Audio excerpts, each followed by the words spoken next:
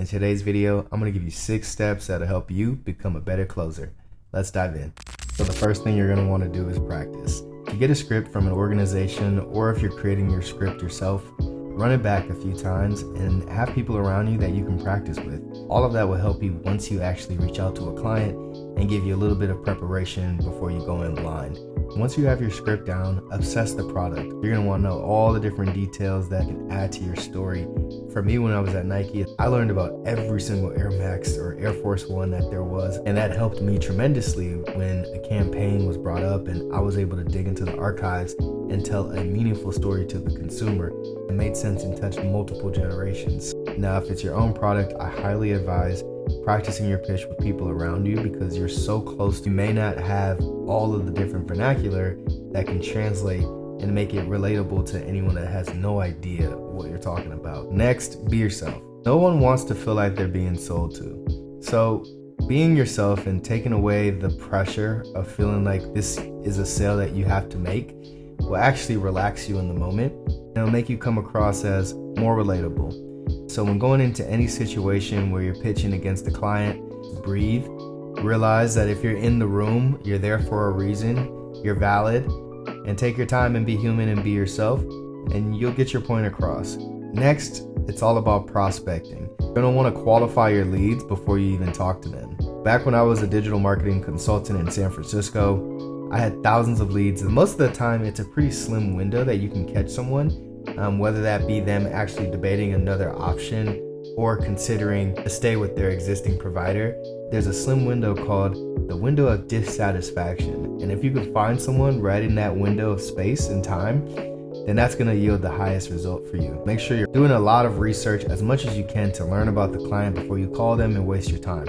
So when you're in person with the client or on Zoom, you're going to want to create an experience that can show the value of your product through deep dive questioning. This is where you need to become a world-class listener and dissect the different things the client is telling you to get to the root of the problem and the value that you can provide them with.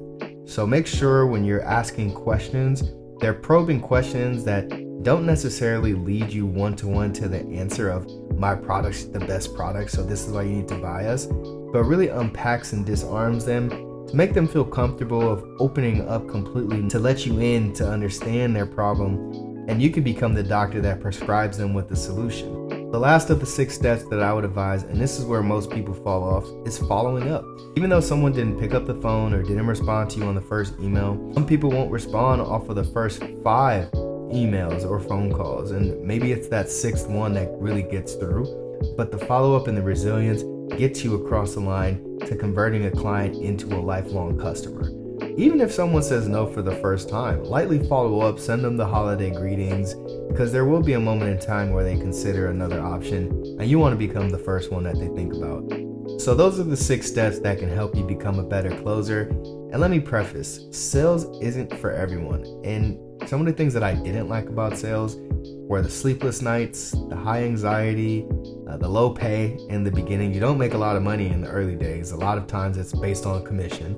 You had to learn lengthy scripts, which sometimes made you feel a little bit robotic. And the office environment, it was very stale. Going into the office with cubicles, that was tough back then. But what I will say is that I'm selling every single day.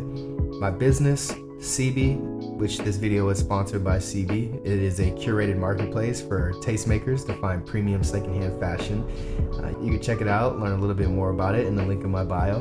I'm selling myself to you to hopefully subscribe to this channel, and if you haven't already, please do. And maybe a like if you don't mind. But you have the power to take control and hone your sales acumen. It isn't always about the product you're selling or the business you're pushing to someone. It's about you. They're investing in you, so keep that top of mind. And with all that being said, this is the Shin Chronicles, episode 8. I appreciate you being here. I'll see you on the next one. Take care. Peace.